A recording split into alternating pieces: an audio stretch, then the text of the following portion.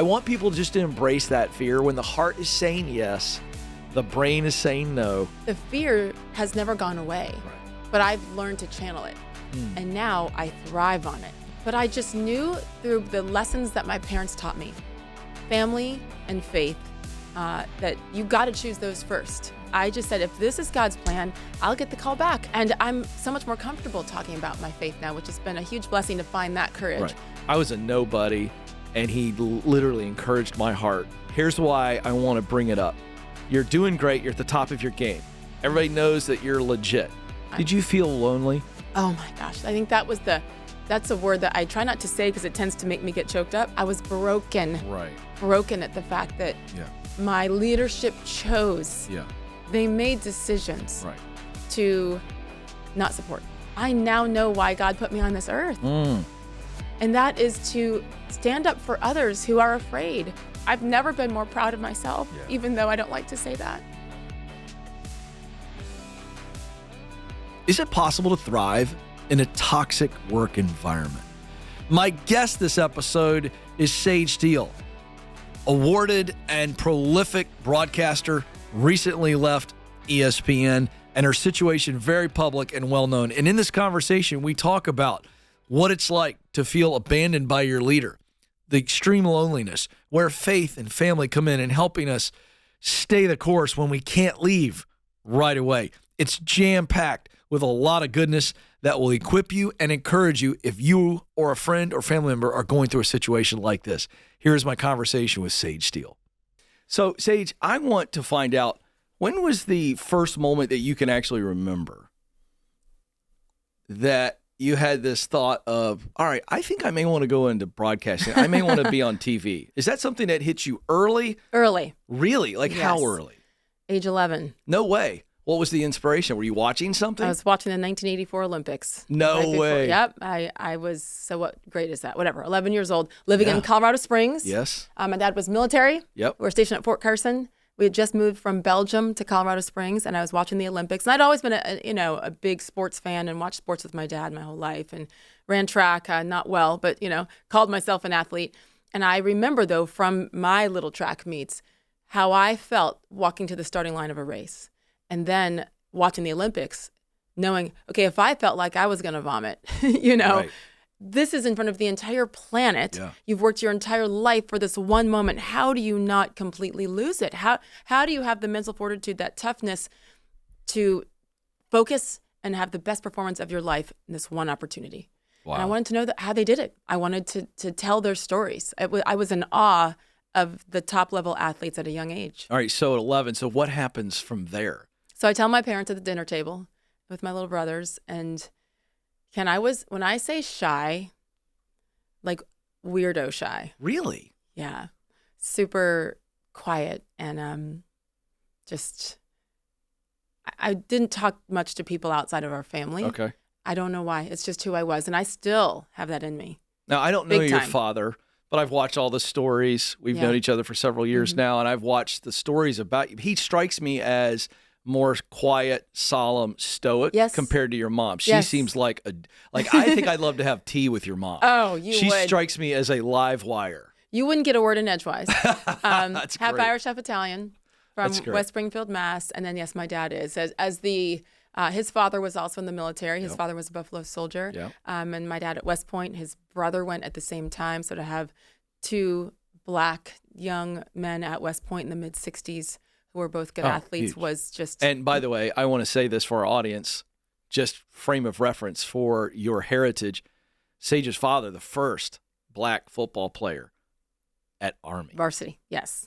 Varsity, yes. But I mean, he was a stud. He was amazing. He wasn't a token, let's try this. Oh, the no. dude could flat. I watched his highlights. What? I did. You did? Yeah, he can flat out catch the ball. So think about that time too. 6'6.5", 220. You didn't see that kind of size back then. No. He was choosing between West Point, playing at Army, and Joe Paterno at Penn State. Yeah. And here's what's cool about him. He's the prototype now. Yeah. That's what your tight ends are now. They better be. Don't show up if you're 6'3". But don't come 220. You need to be 250, 240, 250 Oh, yeah, you gotta run right? over It's somebody. amazing. So anyway, You were very shy. My parents were like, you're going to have to not be shy if you want Right. to do this. And I I mean, I immediately went back into a shell because I don't know what it was. They were literally told by friends to take me to doctors to get her seen because she needs to talk. Really? So I think for them, when you look at where my career ended up going, that's why they watched every day, because they're still in shock. Yeah. Who is this girl? Who is this child? Not child. When does that change? When does your... It's taken years. Really? It's still... It wasn't like high school all of a sudden you are... Really? No. Because then moving, and then had to move senior year across the country. Yeah. And start over. And it ends up that I stood out more because I was at a high school that out of 2,000 students, I was the only Black student out of 2,000. So I didn't see that. I didn't care. I was in the military. You really are colorblind. It's just we're all loving each other and supporting each other. It was such a beautiful environment to grow up in. And then you leave that still in the Army, but we had to live off post and went to a school that was incredible outside of Indianapolis. But I stood out, and that was the first time I experienced racism, open racism in comments. Mm-hmm. And the majority of people were incredible, of course, but those few instances changed me. And I realized, oh, wow, I am different. Yeah. And so I actually would go into more of a shell as a senior in high school, but still had this dream that I had been challenged by my dad. Like, if you want to do this, then you're going to have, first of all, there were no women in the 80s when I was watching those Olympics, especially any that looked like me on a national level doing sports, much less local. That just was non-existent. So I don't even know. I look back like, where did this come from? Because quite often we see somebody, we go, oh, they look like me. That means maybe I can do it too. Yeah. Or they have the same upbringing. And I didn't have that. So I do think there's divine intervention there for sure. Sure. But I also knew I loved what sports, how it made us feel as a family, how it brought us together. And I felt at a young age the incredible, just watching sports, when you can look at Giant Stadium on a football Sunday and there's 85,000 people cheering for the same team. And it doesn't matter your politics, your race, any demographic, doesn't matter.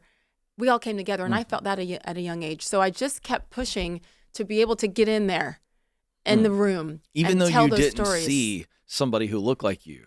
And that has to be a very difficult thing to go, okay, I want this, but is it possible?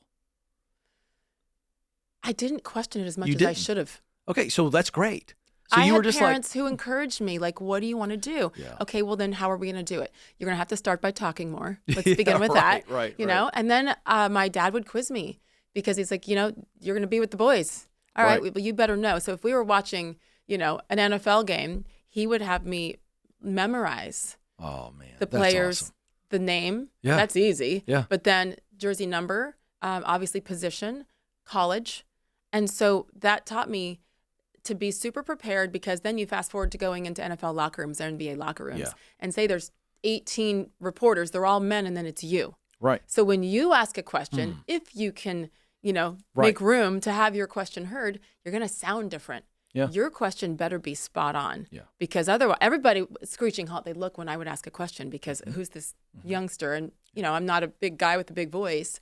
So I felt I had to be extra prepared, more so than any of the men, to be heard and be respected. Right. And how much of, beyond race, how much of the fact that you're a woman who is attractive and you're early on in this, and it's kind of like, how long did it take for like dudes within the entire sports industry to start to respect you, not just see you as, oh, this is a woman who looks very different?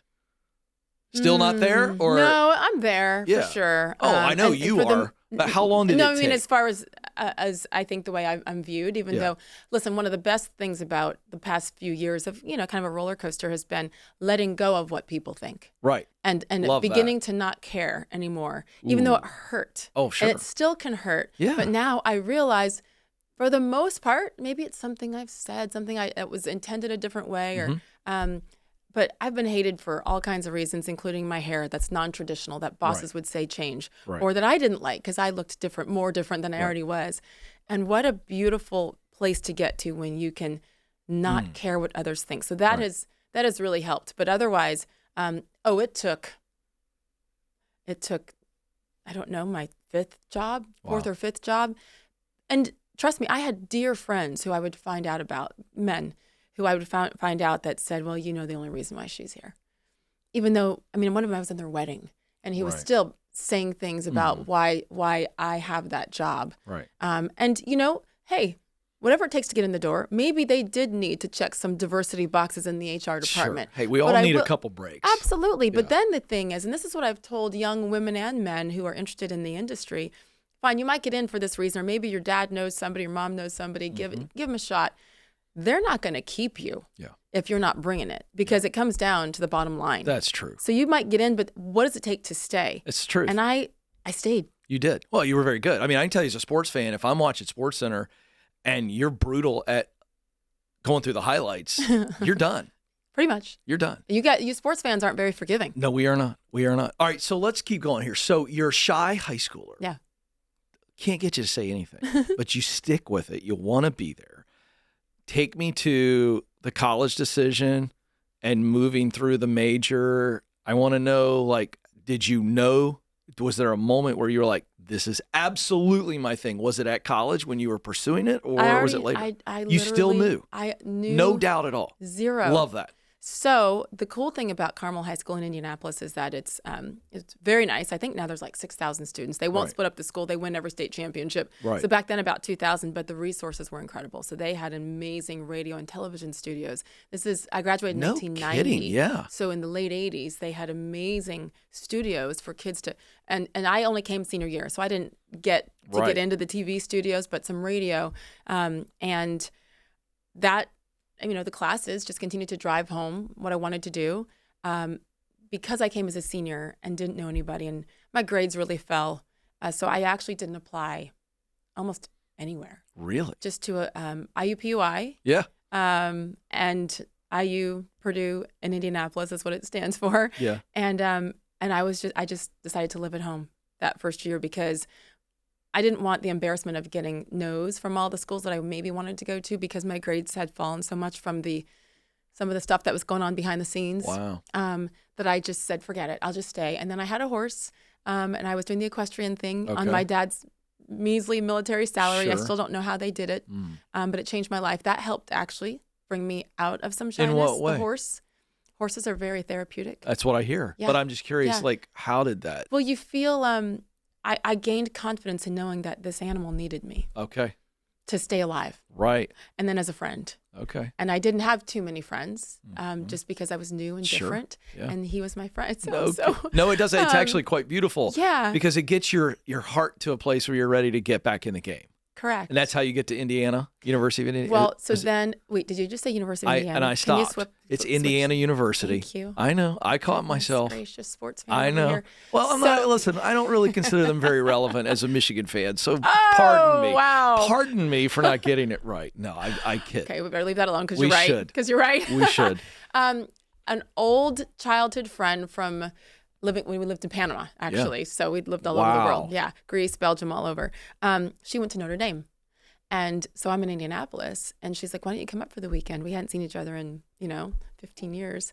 So I went up for the weekend to South Bend and realized what I was missing. Mm-hmm. I had no idea what it was like to be in a dorm and to be around just kids and just the environment of a college campus. I'd never been on one. Yeah. So I went, oh my gosh, I got to fix this. So I drove home, and I said, Mom and Dad, I'm going to transfer to IU. Instead of IUPUI, go down to Bloomington. So I filled out the form. I never even visited Bloomington, but I knew they had. So it's an easy transfer from IUPUI from IU to IU or Purdue. Sure.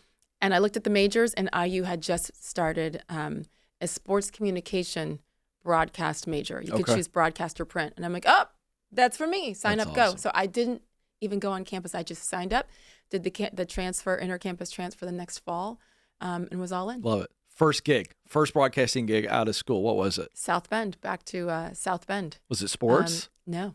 Weather? No. Traffic? It was I've run out of my list. How about this? I was a news trainee.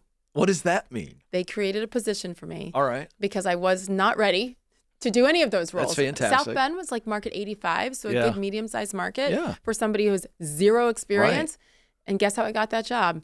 The GM of the station, the late Jim Freeman, who was such a wonderful mentor to me, did a favor for his fraternity brother, who was the head of the IU Foundation in Bloomington, Bill Armstrong, who saw something in me I met him waiting tables. None of the other kids wanted to talk to him. This old guy who was very specific, only 3 croutons on your salad, and none of the kids would talk to him. And I did.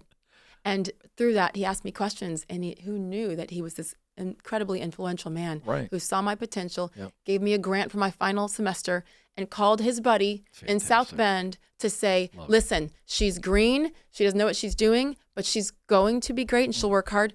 Give her a chance. The man created a position for me to learn behind the scenes. How do I edit? How do I shoot? How do I write? How do I do all of it before I get on air? Love that. And then somebody called in sick one day, and I had to go live from a Greek fest in downtown South Bend. And that was my first time ever on TV. And so they're like, go with her, the cameraman or whoever terrible. It was. Right. Fire her now. How nervous were you on a scale of 1 to 10? A 15? 500. And I already talk too fast, as you know, which is another reason why it's crazy that I made it this far. I think I was talking at the speed of light. Okay, so here's what I want people to hear. Because you and I are, and anybody in our world, we're freaks according to the data. Yes. Because most people would rather die than give a public speech. That data has held steady for decades. Yeah.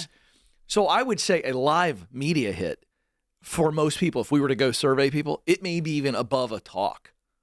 Oh, for sure. You think about it, just what it does to your psychology. Yes. If we took the average person off the street and said, go to the Greek festival and give me 3 or 2 minutes or whatever, they're dead. Dead. They're dead. Completely. All right, so here's what I want them to hear. I still have to work through that. Do you really? Yeah. All right, before we get it, maybe we'll get into that. No, I love this. Here's what I want people to hear. What was it like after that? No, everyone was quiet. No, this is great. Crickets. Oh, you throw it back to Bob and Sue in the studio, and you're there, and it's over. What was the mix? I'm guessing it was a cocktail. The energy was Give me the good and the bad. Immediately after the hit. Immediately, okay, I'm still alive. Yes. I'm breathing. I love is good. this. And I appreciated the energy that was flowing through my veins, the adrenaline. Good. It did feel good. And then I looked and no one, and they were just like, Right. So I was so paranoid of what they thought, of course. And no one said much. Right. Here's the thing. I knew I wasn't ready. Of course. But you couldn't say no. But how much later was it before you got the next opportunity? They started to come again. This is a smaller town. Right. Without, there weren't many bodies. And so if someone was out on vacation, put you back on camera. Put me back on. Here's what I want people to hear really quick. We'll move on. I just want people to catch this. It doesn't have to be broadcasting or public speaking. But there's something about understanding that sucking for the first time feels better than you think it possibly could. And that's what I'm getting at. Sucking? You mean in the moment feels good? No. Feels terrible. Wait. You're terrified when you were doing the hit. But afterwards, the energy that was running through your body, it's like, I did it. I survived. I'm not dead. Here. That's what I'm getting at. I want people just to embrace that fear. When the heart is saying yes, the brain is saying no. Trust the heart, because you're going to suck the first time. But there's something exhilarating about realizing I didn't die. Every single time you push through that fear, it's a little bit better the next time. I was at the University of Alabama a couple of weeks ago speaking. Big deal. Nick Saban, front row center, speaking to the football team. Probably with his reading glasses on. Notepad, he has resting notes. scowl face. That's the nice way. I'm putting it very nicely. I was so... He told me, we met before, he's like, I'm not going to be able to be there. I have a prearranged, I'm sorry I can't be there, but I'll watch later because we record everything. I was like, okay, good. He's not going to be there. Right. I walk in. He's there. Front row center, legs crossed, ankles showing, notepad, just looking at me. And I'm like, can I quit? Can I leave? 100%. Can I leave? Oh, I was so upset. And I wanted to vomit again. And it took me back to South Bend, Indiana. You've been there. But I knew, what am I going to do? Walk off at that point? No. Either way, the fear has never gone away. Right. But I've learned to channel it. And now I thrive on it. Yes. Thrive on the fear. Yeah. It's cool. It's the pressure. It is. It puts you at your best. Mm-hmm. I love that. Okay. So you're at small South Bend Station. Take me, let's go up the ladder quickly. Indianapolis. What is it? So you go to Indianapolis, top 25. Top 25 market. Yep. What are you doing there? Sports for the first time. Now you're doing sports. Now I'm doing sports. And now this is the thing. Yeah. 11-year-old Sage has arrived. You're doing sports professionally. Sports. That's a big deal. How long are you there before the next thing? 17 months. Where do you go from there? Tampa. Okay, this is where, if I remember properly, I was scanning Instagram, as we are known to do, And if I'm not mistaken, you and Shannon Bream, who is, Yes. I don't know her well, but we Yes. went to the same college. We have a yeah. lot of mutual friends, and we've been on each other's shows. I didn't know that. Yeah. You meet young Shannon Bream at that Tampa station. Yep. And we I know her bonded. story. We won't get Yes. into her story, but like she was treated She horribly. got killed there, and all I saw was this kind, brilliant, beautiful soul who left a 6-figure job as a young attorney Yeah. to go after her dream. Yeah. So we bonded, right? You took her in. Is that fair? I think Or at least she you exaggerated encouraged that. her. Yes, I encouraged her because I know how a lack of encouragement Yeah. affected me. That's awesome. Yeah, but we were friends. Yeah. I mean, we're about the same age, and we were Right. friends. So it wasn't like I took her. I had a little more experience. I Right. just saw her heart immediately, and the other women at that station.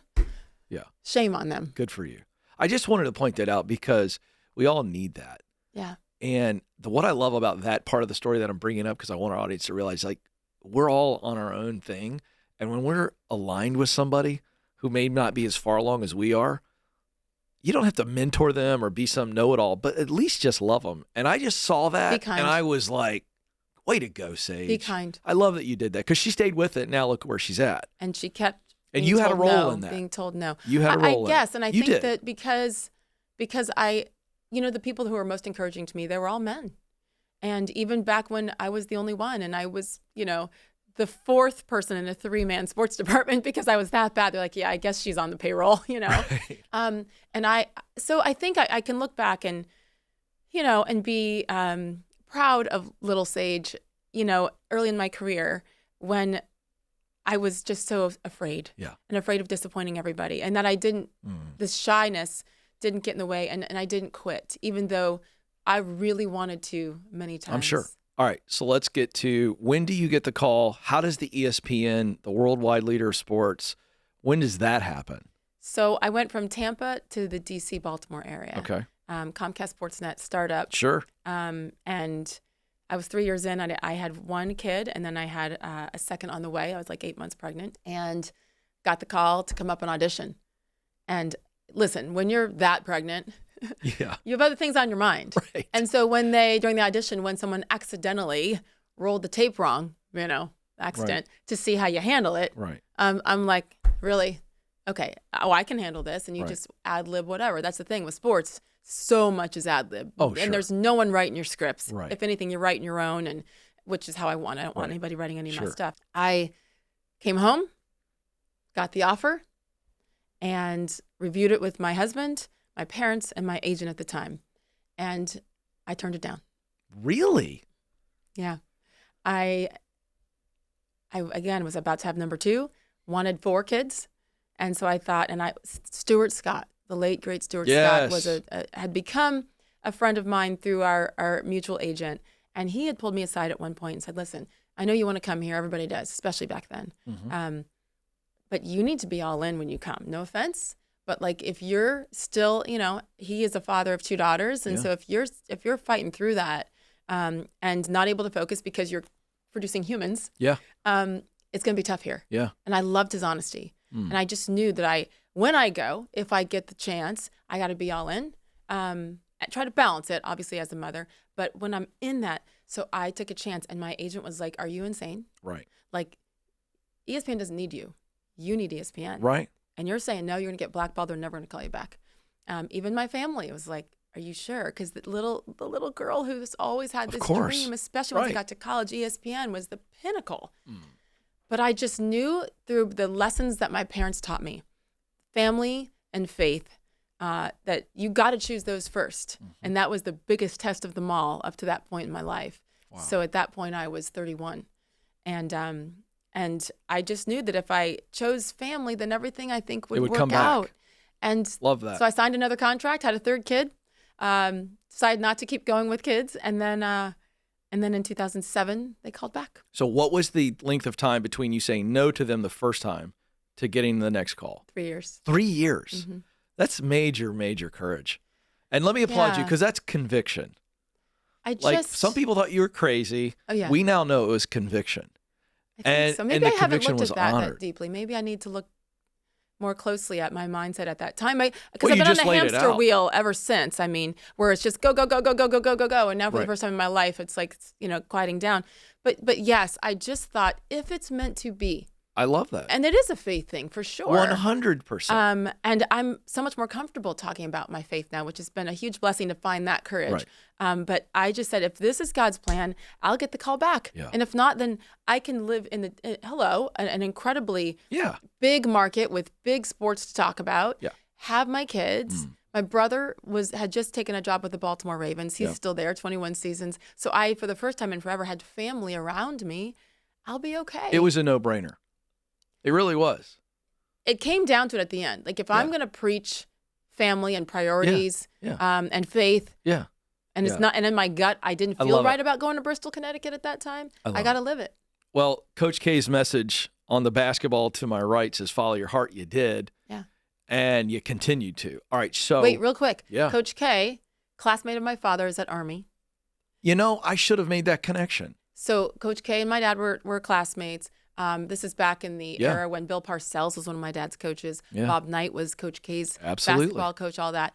Graduated from high school, and I got a book in the mail from Coach K. It's that Dr. Seuss book, Oh, the Places You'll Go. Yes. And that's in my office now. Oh, yeah. And by the way, Coach K changed my diaper.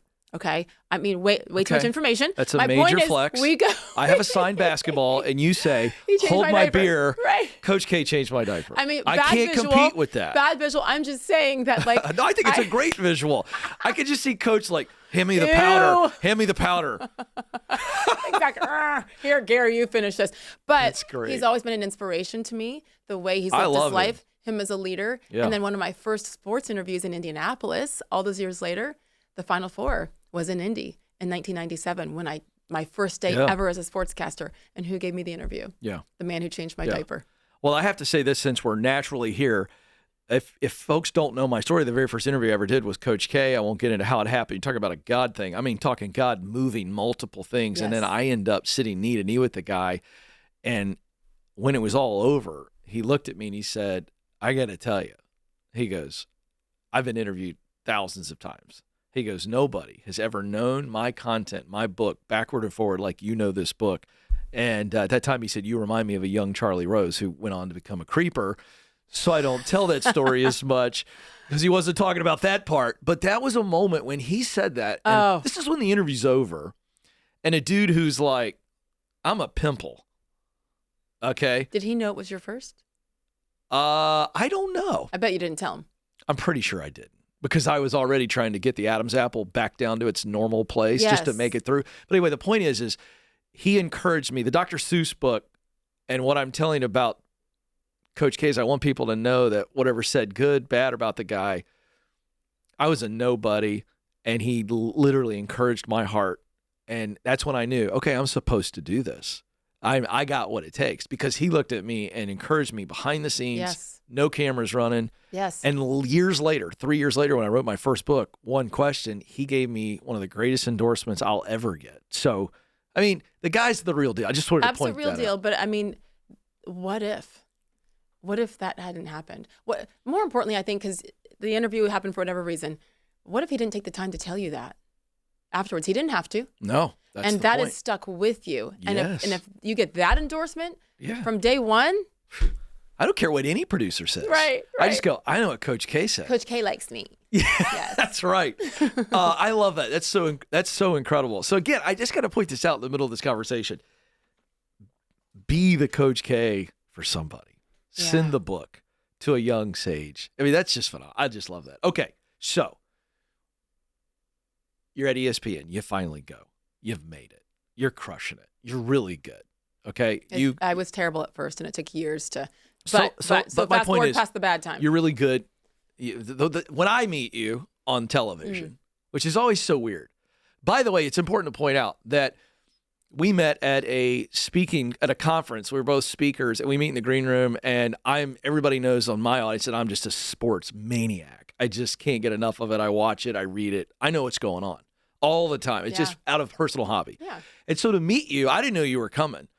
And so walking in, I'm like, I know her, but I don't know her, and it's really fun, And so we connected. Bonded in the green room. We bonded back there. in the green room, talked all kinds of sports behind these. I interviewed her. I drove her nuts, asking her for all the behind the scenes things. So just fun to kind of now get you back. I love it. In here. So I know her story. I know what she's gone through. If you don't know Sage's story, you can Google what's gone on with ESPN. I don't want to dive deep into all of that stuff because she's done that interview. She's talked about it a bunch. But here's why I want to bring it up. You're doing great. You're at the top of your game, hosting the NBA Finals. I mean, you're a player. Everybody knows that you're legit. You make some personal comments, which everybody does. You didn't go out of bounds. You didn't do anything. And all of a sudden, you get attacked internally. And so what was maybe a dream job at some point becomes very toxic for you. And this is where this connects to our audience. Yeah. I talk a lot about the confusion that happens in our head and heart when we're doing the right thing, the thing we were born to do, that God created us to do. And yet it's not in the right place. I've counseled 7,000 callers on the air, and a lot of them have been in this situation that you lived. Right thing, wrong place. How confusing is that? So confusing. Like, what does that do? And it was very gradual. Yeah. Through years of a comment here, a tweet there, and I would get crushed. Right. And then, bosses saying, "Hey, I'm watching what you're liking on Twitter." And they babysit. Everyone's watching everything that you do. Right. And I was like, I was very careful. I mean, I knew what I was liking and not liking. You knew what you were doing. And but I mean, I go back 6-7 years ago. Right. Some of the comments from bosses and leaders and just how I would get crushed and all the name calling and all that from social media, and they would stay silent. But if others who had different opinions got crushed, they would release statements and in support or defense of that person. So then what happens is you just stop. You're like, never mind. I'll just stay quiet.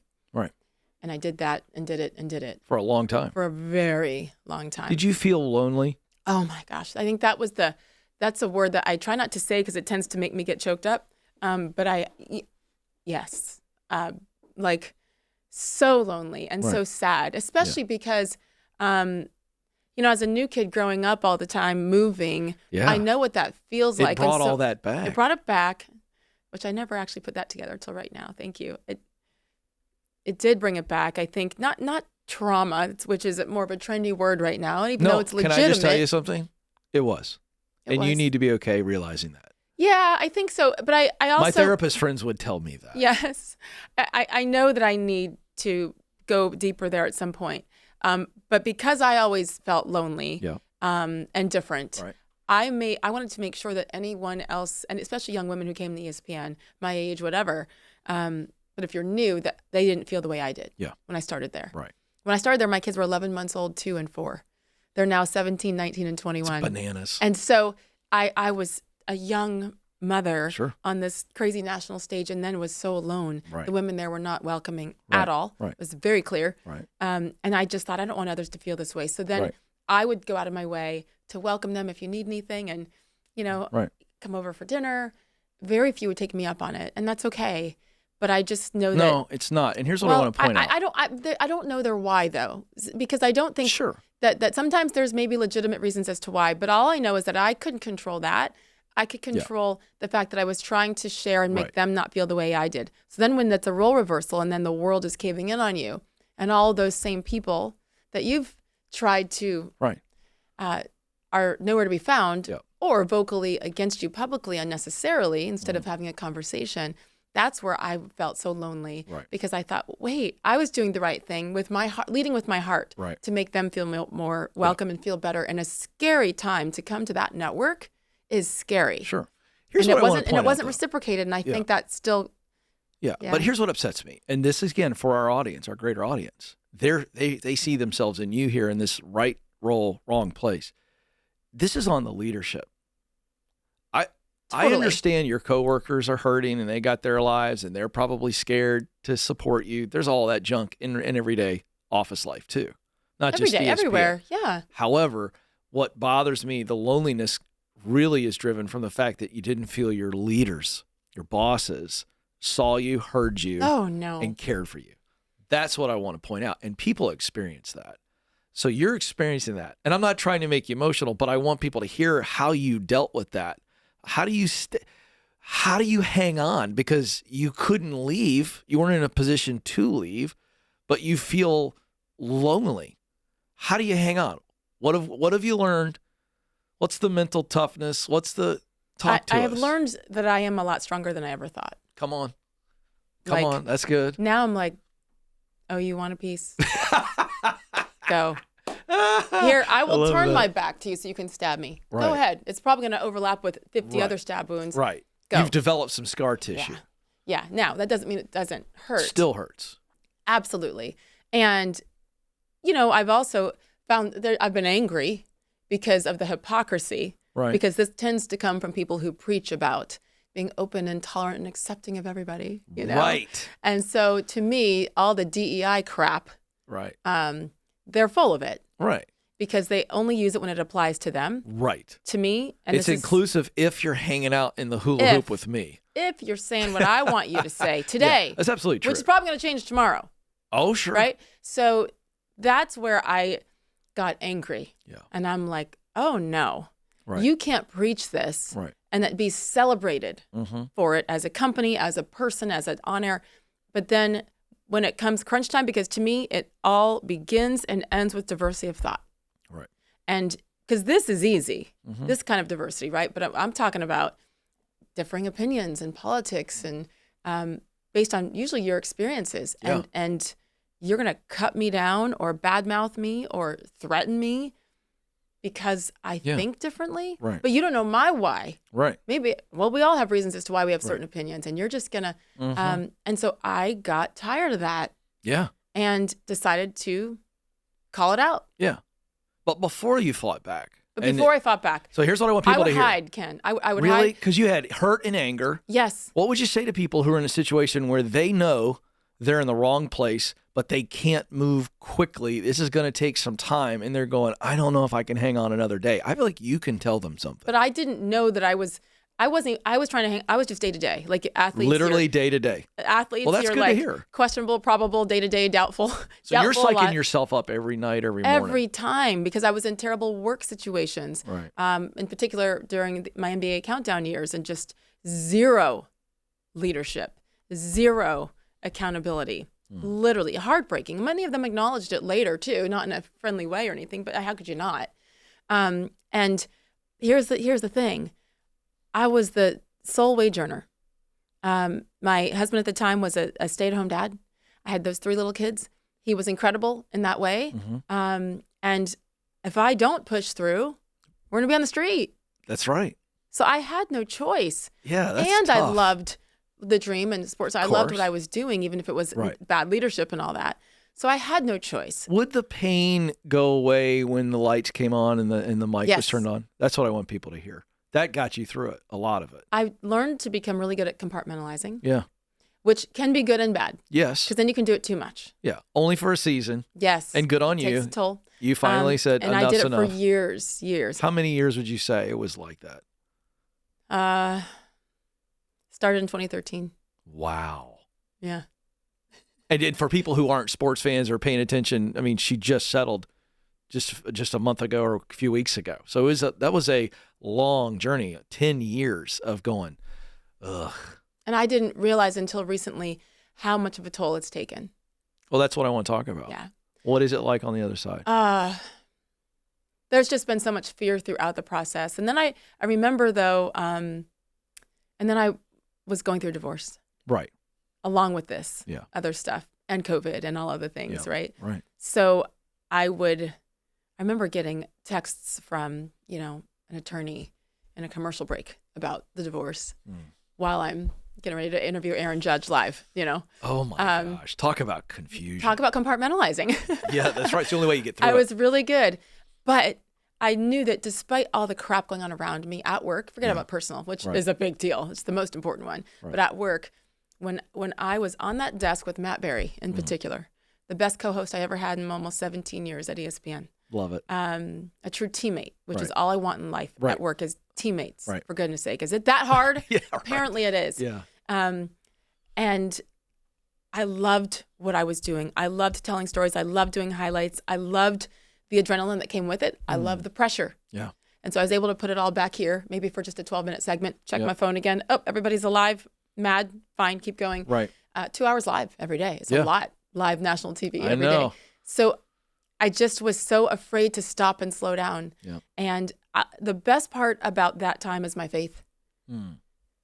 Yeah. I had to go all in. Yeah. And I hadn't ever had to. Yes. Isn't that true? And between that and my parents, but there was still the loneliness, the fear, the pressure of having to support everybody financially and emotionally in every way as well. And then the anger came. Right. I was broken at the fact that Yeah. my leadership chose. Yeah. They made decisions Right. to not support. Right. That's the nicest way to put it. Yeah. While choosing to support others who had not been nearly as loyal. It doesn't even really matter how long you've been there, but I was that person who would give up anything except my kids for this job. And I was a pleaser. Yeah. So to let go of realizing that I'm not going to be able to please them anymore if I'm true to myself. Right. And stand up. I still struggle with the disappointment that I know people that are disappointed in me because if she had only stayed quiet, right, just stay in that box, 100%, you'd still be this and that. And to let go of that has been traumatic. 100%. You know, I cite this data all the time on the show. One of the top 10 regrets of the dying, as related by a hospice nurse who wrote a best-selling book on this, is I regret that I didn't live a life true to who I am. Yes. Now, this is not this gobbledygook, snowflake, my truth, your truth. That's not what they're talking about. They're saying that they have tremendous regret that they did not do what they wanted to do. That's what they're saying. And you did. So here's what I want to stay here because the dream became a nightmare. You lived in the nightmare for years because you had to. Now, you're on the other side of that, and it's fresh. Raw. Talk to us. You know you did the right thing, yes? Yes. 100%. I know that. Mm-hmm. But now your future's wide open. I'm sad, though. Without a doubt. It became a nightmare. Let's remember that transition. Dream to nightmare. That's confusing. To make a decision to sue the company that you're working for, the company that you love. Yeah. And while you're on air. While I'm on air. That was something already bad. Did it go from frosty to frigid? The only reason it didn't is because of COVID. Of the loss. Oh, okay. And we were never back to kind of a full staff. And then the studio's way over here on campus. The boss's offices are way over here. I had an office here I never went to. So you could zip in. I literally didn't see people. I would get there. We wrote at home through COVID. So I just continued that over the last year or so and just wrote at home and did everything at home. And I'd drive in. I'd get there at about 11:45, walk inside, put a mic on, IFB pack, live at 12, off at 2, in my car at 2:05. Yeah, there's no team there. No, there's none. You don't feel like you're a part of something now. So but it was probably a blessing in this situation. I didn't have to see them. Right. And certainly no one made an effort to talk. Yeah. Let's talk about this, Sage. Yeah. And that's okay because that ship had sailed. And again, for someone, I had never really done anything litigious in my life. Even for my divorce, I didn't use an attorney. I consulted with one. Like I've never done anything with attorneys. I'm like, oh my goodness. Now I'm going to do this with Disney and ESPN. Wow. No big deal. Yeah, sure. But I knew at some point that yes, for me, for how they treated me, and there was no consistency, and that's all I wanted. Be consistent with the rules. If you're going to allow some to speak on our airwaves, that have nothing to do with sports, and then I can't on a day off on a separate podcast. Yeah. All I wanted is consistency, and then you can say, but then you crush me and you punish me and you continue and continue. That was like, okay, enough. And I realized though that I wasn't alone. No. And so, because I knew that I had other friends who were just silent because they're afraid, and I'm proof as to why people stay silent. I get it. I get the fear. I've lived it. Yeah. For me, there was just a line crossed, and I realized, shame on me if I keep this to myself, because that means it's going to continue. Right. I don't know that I can change the company, change the world, but I can change maybe for the next person, male, female, at my company who they choose to try to silence? Maybe. Yeah. So it literally became, as I talk about this the last few weeks, my fear is that people think, oh my gosh, she's, it's all about her and look what happened. And it sucked. Yeah. But there's millions of people in all industries who have felt silenced, forced to comply with the mandates, et cetera. So I feel like I now know, I've said this, it brought tears to my parents' eyes. I now know why God put me on this earth. And that is to stand up for others who are afraid, because I lived in fear. Yeah. Like, I know what it's all about, and I just couldn't do it anymore. And now on the other side, it's raw, but I've never been more proud of myself, even though I don't like to say that, because it would have been easier and safer and cheaper to just shut up and be the good girl like I always had been. Yeah. But my dad at West Point, and Coach K would tell you about this too, the cadet prayer. Yeah. Love it. That we had to recite. Yeah. And this helped me make my decision. And the middle part helped me to choose the harder right instead of the easier wrong. Yes. And to never be content with a half truth when the whole can be one. And what's so powerful about that? I have goosebumps all over me. It's so simple. Because it's to yourself. The half truth was you staying there. Yes. At the worldwide leader, the behemoth. And here's beyond the pain, beyond the emotions of the sadness, the anger in the moment, now on the other side. And I know this may be hard to answer, but I know you trust me, so I want you to give it a shot. What are some of the positive feelings that are now on the other side of this? Because just full disclosure, folks, she's not made any decisions about the future. She's just literally living right now. Finally able to talk to Ken. That's right. Finally able to talk Well, things are clearly looking up now. Absolutely, obviously. But what are you experiencing? Even some of the bad, but they got to be a little bit different now that you're on the other side of this. Now I've moved on. I took the stand. I did what was right for me. What are you feeling now? What is the range of emotions now? Relief. Yeah, really.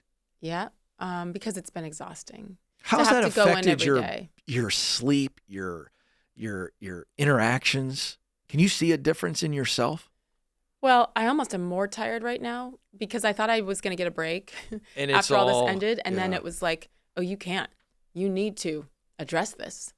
I went on with Megan Kelly immediately. She's become a friend of mine. And so when I went on with Megan, oh my goodness, millions of people who'd never even heard of me who don't watch sports. Right. And so it was like, well, who?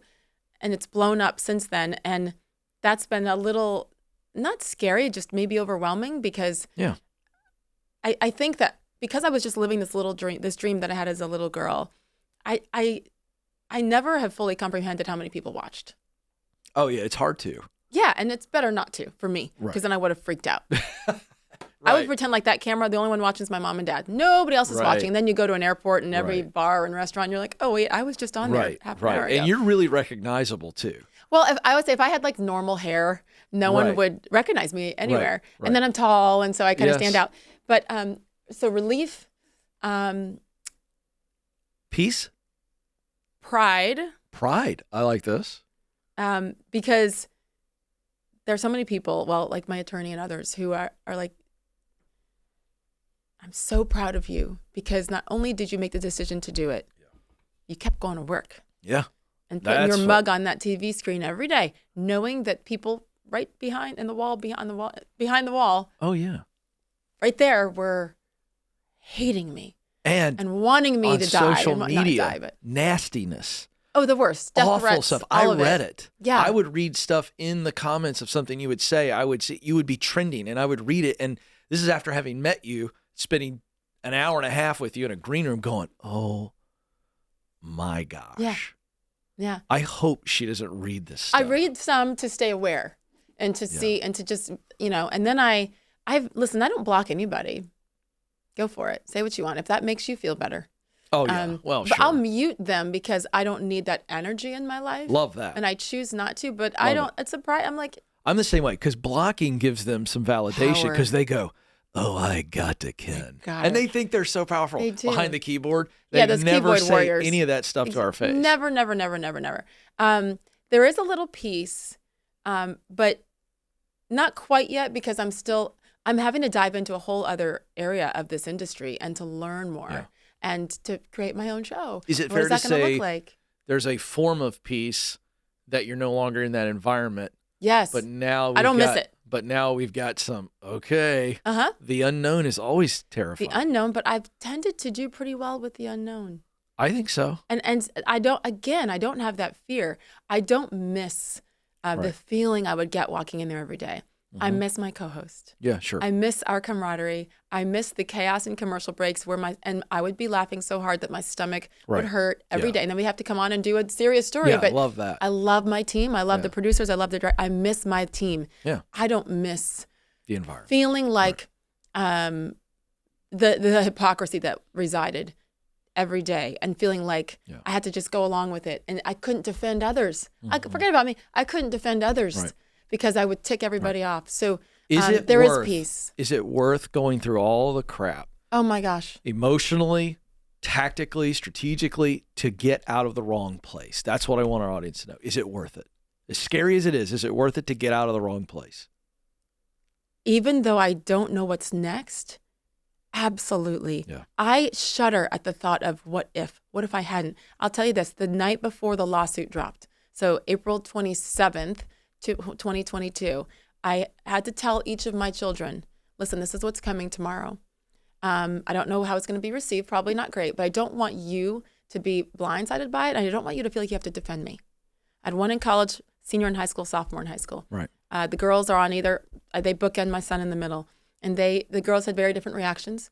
My son, who's more observant and a little quieter, and he's the sane one of the three because of the crazy sisters and the crazy mom. I went down to his room and I was nervous to tell him. And I said, listen, this is happening tomorrow and I just want you to be prepared. And I'm sorry ahead of time if this affects you. You don't ever have to defend me. All I want you to say is my mother has her own opinions and we all have that right. Right. And that's it. And I said, but I got to stand up. And my son put down what he was doing and looked at me. And he goes, Mom, it's about time you stood up for yourself. Ooh. Wow. My 17-year-old son, 18-year-old son said, it's about time. Yeah. He had been watching and I had no idea. This is where I get, my little boy was watching me take it. Yeah. Even though I was preaching to him. Right.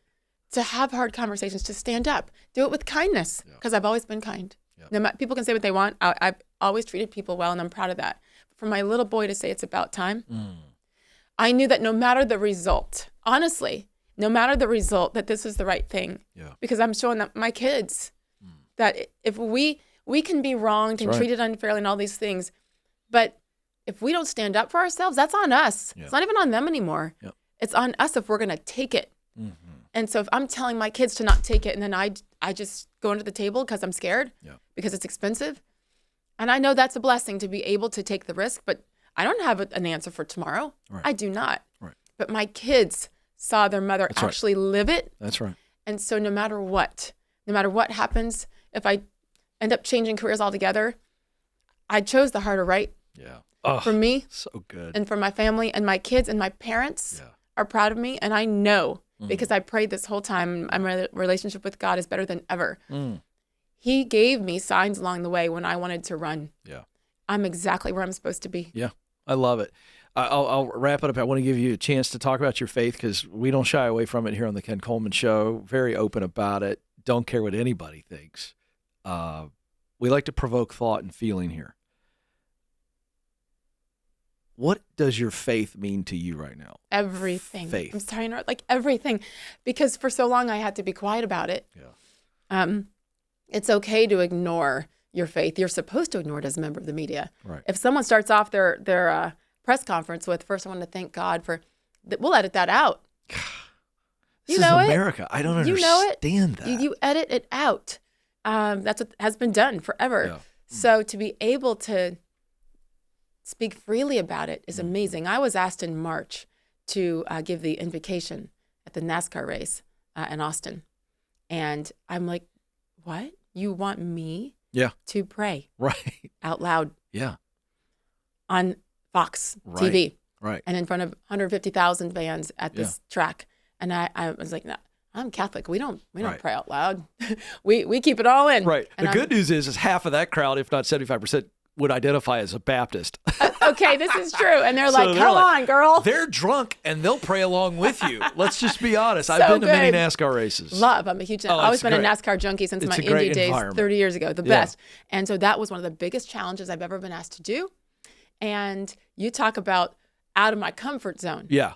And so I worked on that for a month. Oh. It was 30 seconds. That's all I was allowed to do. Right. And I'm getting ready to be introduced on stage. Right. But I mean, the whole thing. And I was, this is in March, I was shaking. Oh, and right my before I went gosh. out, you know, you don't have notes. This is coming from your heart, supposedly. Sure. But you have Good for bullet you. points and the Right. 30 seconds or else Good they're cutting for me you. off.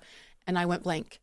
And I was like, oh no, I can't go. Right. And my aunt has always said this to me, when you're in that moment and you're fearful, which happens to me all the time, Jesus, I trust in you. Mm. So at that moment, I was about to vomit, like, oh no. Exactly. And then I took a deep breath and I closed my eyes. I said, Jesus, I trust in you. And they gave me the mic and I walked out there and it was gone. What I had memorized was gone. Yeah.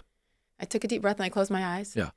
And it all came out It's beautiful. perfectly how I had hoped. Yeah. And I got off the stage and there were people in tears Yeah. over what I had said. Oh, I love it. And drivers came up to me and crew Wow. chiefs. And that's the first time I publicly Yeah. had shared my faith in obviously such a big way. That was a turning point Yeah. for me. And so what a blessing to be asked to share that publicly. Mm. And especially because of literally being lifted off the ground, I feel, Oh, yeah. by God through the last couple of years when I was receiving death threats, Yeah. when my company completely went out of their way to not just punish me, but abandon. Right. And so for me, I'm not here without God. And I'll just end on this. Every day, from the moment my suspension from ESPN ended, my mom and dad were there through my dad's cancer treatments and everything. They got in a plane to be with me that day when I was going back to work scared, thinking everybody hated me. Right. And it was my makeup artist, who's my best friend, and my mom and dad. My dad's like, huddle up, old football. Right. Huddle up. We're going to say a prayer. Yeah. And every day since then, we huddled up and said St. Michael the Archangel, which is what's said at the end of Catholic Masses. And it's about protecting us from the wickedness and snares of the devil and rebuke them and stand in pride and humble. And every day from that moment on, when I drove onto that ESPN campus, before I walked in those doors, I called my mom and dad and they recited that prayer, the three of us. Wow. And so I went in feeling upset a little every day and fearful, but with that, like I had body armor on me because I knew that my parents and God were going to protect me from the ugliness that was there. And I just asked to always, exude the kindness that's in my heart and not let that penetrate me.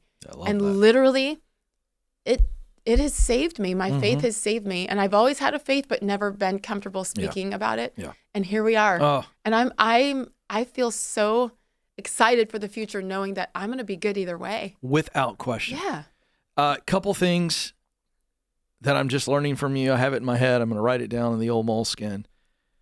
What I learned from Sage today. Uh-oh. When you're fearful, be faithful. Yes. That's good. That's Yes. good. I might want to take an offering. That's the old preacher's kid in me. The other thing is what I'm learning today, and I want our audience to hear this, folks. Is this my camera? I'm looking at the audience for a second. Let me tell you what's going to happen here with Sage, because it's not about Sage. I've just been around long enough. I'm 49. I've coached a lot of people. I know what's going to happen here with you, and I want them to hear this. Follow her. You'll hear this from her in the days ahead, and I want to make sure I'm challenging you to make sure you say it in the future with your public platform. But the best is yet to come for her, because this was a season at ESPN, and life is about seasons, and some of you are in a season right now where you just don't feel like you can make it any further. This lady understands that. I think she's encouraged you today, and I want you to hear this from my heart. You're in a storm, and the storm passes. And when the storm passes, on the other side, the sun comes up, the birds are chirping. It's a completely different perspective. So hang on, because I'm telling you, we're going to see in your life and in your life, you're going to look back on this and go, all of that was really intentional, and God allowed it. He allowed it because he was with you, and you trusted him. He allowed it, and it's all preparing you for the next season. I don't know what it is. You don't either, but I'm telling you, you'll look back on it and go, oh my gosh, I never saw that. And we can't see it in the storm. So I just want to speak that over you because I really believe that. And I believe it for these folks too. And that's why I wanted you in. I wanted this conversation to happen because so many people feel alone right now. So alone. And that lonely, that got me choked up earlier. Yes. But I know that by sharing this, like this is my mission. 100%. Because it always will I don't have any more fear about sharing my heart. Oh, I love it. Every time we share, we bring others in. 100%. You are not alone. Please, you are not alone. And reach out to me and to Ken because I don't want anyone to feel the way I did. Otherwise, this is a waste. This is a waste if we don't share it, dig in, get uncomfortable, and know that you're not alone. And I feel blessed, and I mean it. It sounds cheesy, that I've been chosen to go through all this to get here and then talk about it. I'm so glad you shared it with me. Thank you. Because this is going to touch a lot of people. For even wanting to. Of course. And to go with some of these tough questions because not everybody's comfortable enough to do it. Yeah. Because of their own stuff, right? Yeah. And I'm so grateful that they've allowed me. You know, God has given both of us an opportunity to speak and be who we are. And there's a purpose behind it. That's what the entire show's about. It's what everything I do is about. It's just discover who you're uniquely made to be and be the best version of that. That's my whole jam. And you're doing that. And I'm so grateful. And this is going to help a lot of people. And you know, we're cheering you on. Thank you. From Nashville. And I can't wait to see what God's going to do with your life. Thanks. You've touched a lot of people. Maybe I'll come be your neighbor. Come on. Then I'll stalk you. Come on. It'll be great. It'll be great. We'll talk sports. But no, I'm really proud of you. And glad that I get to meet a lot of fun people, the work we do. I just do. Oh, wow. And it's been crazy. I don't belong in any of the rooms I've ever been in. God has completely put me there. I'm a nobody from nowhere. And it's really cool to meet people who are the real deal and who live by conviction and faith, and you do that. So thanks again. Thank you. So Ken. Fun. Thank you. I hope that conversation encouraged you and equipped you to move forward. We need your best. Hang in there. If you're enjoying this program, you enjoyed this conversation, would you support us by liking, subscribing, and sharing? We'll talk with you again real soon.